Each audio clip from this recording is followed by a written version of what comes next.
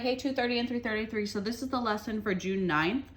In it, this is our last day of official lessons for our financial literacy unit. Tomorrow, you guys are going to start working on the $1 million project. So in the $1 million project, you inherit $1 million.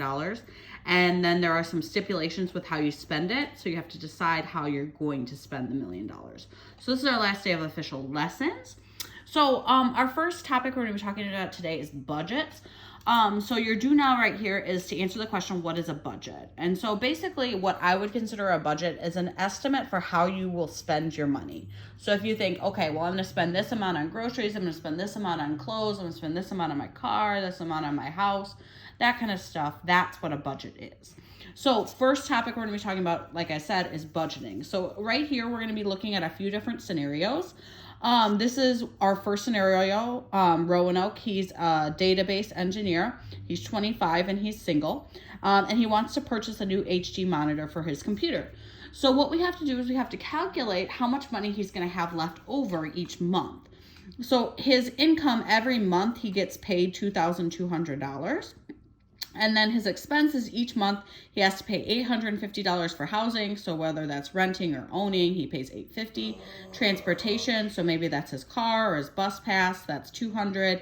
Health insurance, his cell phones, his groceries. Utilities are things like gas, electric. Sometimes people would consider cable or internet. Utilities are just basically like the bills you have. Loans, so money that he owes on his credit card or his student loans, and how much money he's putting into savings. So now we have to figure out how much extra money he has, because it looks like the one that he would really like to buy is $188. So what we're going to do is first we're going to take his salary and then we're going to subtract all the other expenses. Well, in order to do that more easily, what I did is I added up his current expenses, which is $2,060.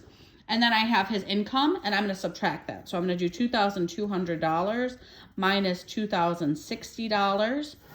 And when I do that, I am going to get $140. So that means he has an extra $140 each month, but he doesn't have enough to pay for that $188. So it says, will he have enough available funds in order to purchase it? So I would say not this month, he would not be able to purchase it, but next month, if he saves that 140 plus another 140 next month, then he would have enough. So I would write down not this month. He doesn't have enough money. So maybe next month he would be able to save some more. All right, our next situation, we've got Chloe up here. So Chloe is an elementary school teacher. She's 29, she's married, and she has one kid. And she wants to remodel her master bathroom. So it looks like we have for her, because she's married, the amount of money that her and her husband take in is $4,250, because I added up their two incomes, their two salaries for the month. And then this is how much their family spends on each of these things. Notice that it's really similar to the Roanoke before, except in this one, notice they have to have childcare because it looks like their child probably goes to daycare or something like that. So in total, it looks like they spend $4,110 every month, including their savings. And the question is asking how many months is it going to take them to save up enough money, which they think is going to be $6,000. So what I'm going to do first is I'm going to subtract 4,250 minus 4,110. And when I do that, I'm going to get that each month they have an extra $140. So now what I'm going to have to do is I'm going to have to take that $6,000 and divide it by 140 to figure out about how many months it's going to take them to save $6,000. And so when I go ahead and I divide that on my calculator, it's about 42.8. So I'm going to round that up to about 43 months. And if we are looking at that, 43 months is almost 4 years. 4 years is 48 months. Because 4 times 12 is 48. And so it looks like it's going to take her and her husband almost 4 years to save up this money. So they should probably get saving now. All right, our last example right here is Owen. So Owen, he's a salesman and he has a part-time job as a graphic designer. So that means he has two modes of income, and he's single, so he doesn't have another wife or husband adding on to the income for the family. So we get that he gets $1,500 for his regular paycheck, but then he does that extra design work. So altogether each month he's taking in $1,800. Well, our situation right here is it looks like he's living with his parents right now and he wants to move out. And so what's going to happen when he moves out is that his rent or his housing is going to increase to $700. His groceries are probably going to increase to $300, and his utilities are going to increase to $150. So what I did is I went through and I crossed out those three things and rewrote their new prices to figure out how much money that's going to cost him each month. And so I added up all of these numbers and I found that this is going to cost him $2,100 each month. Well, if he's only making $1,800 and he needs $2,100 to pay for his lifestyle, it doesn't look like he's going to be able to afford to move out right now. So that's what we're going to write down here. He cannot move right now. So he's either going to need to make some more money or figure out a way to spend less money on other things for him to be able to afford that. All right, so our second topic we're talking about today is writing a check. Now, in my everyday life, I barely ever write a check just because most things I do are online. However, there are still some instances where I do write a check. Like, for example, when my husband and I used to rent our apartment, our landlord, he would only take checks. So we had to write out a check to him.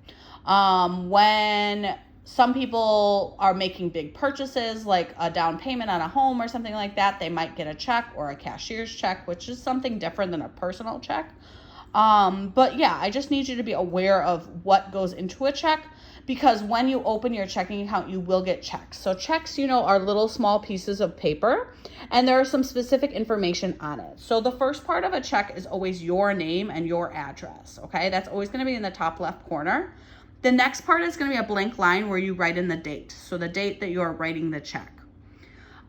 This part right here for C, it says paid to the order of, and that's where you would write in the person's name or the company's name or whoever you are writing the check to. You would write it in right there. This part over here is a blank rectangle. So this is where you're going to write in the amount of money that you're paying to them in numbers. Part E over here, you have to write it out in words. And so you write out the dollar amount in words, and then most of the time people write out either the cents in words or numbers, and then they do out of 100, because that means it's some 73 out of 100 cents, because it's not a dollar, it's 73 out of 100 cents of a dollar. And then F would be probably the name of your bank. So if you had Chase Bank, it would say Chase Bank right here. G, you can write in what it's for. So for example, I tend to write checks like if I go to somebody's wedding, and it's a gift to them for their wedding. So I would normally write like congratulations or something like that. H, this is where you should always sign your name, and you should always sign your name in cursive. And so you should be able to, I understand that we don't really teach cursive anymore, but you should be able to at the very least write your name in cursive. And it should be your whole name. And if you're going to use your middle name, that's fine. But if you are going to use it, you should always use it. So for example, if I was going to write out my name, and I wanted to include my middle name, I could write Amanda Michelle Lee, or I can choose Amanda M. Lee, or I can just choose Amanda Lee. It's up to you, but whatever you choose, it should be consistent. You should always write the same thing on every check, because then say somebody got a hold of your checkbook and they were writing out checks. If they write it incorrectly and you're like, hey, I always use M and I don't write the word Michelle, so that's definitely not me because I don't ever write mine like that. So whatever you do, make sure it's consistent. Down here, these are some important numbers. So K right here, this is going to be your account number. So when you open a checking account, you get an account number. So this is your account number, so the bank knows where to pull the money from. And then J, this is, reverse. This part right here is your account number. This part right here is your bank reference number. It's called a routing number, so that when they're trying to pull the money out, they can be like, oh, we see this number and this is Chase Bank's number. We'll contact Chase Bank to get that money. All right, so just a few tips that you should always do. Always make sure you're writing really clearly, because if they can't read it, then obviously it's not going to be useful. You should always write in pen. Specifically, you should write in blue or black pen. That's just how life works, so you should. And always sign your name in cursive, all right? Do not write it in print. So now what we're going to do is we're going to go ahead and practice doing 2 of these. So the first one, I want you guys to write a check to Mrs. Lee for $150.20 for your cap and gown.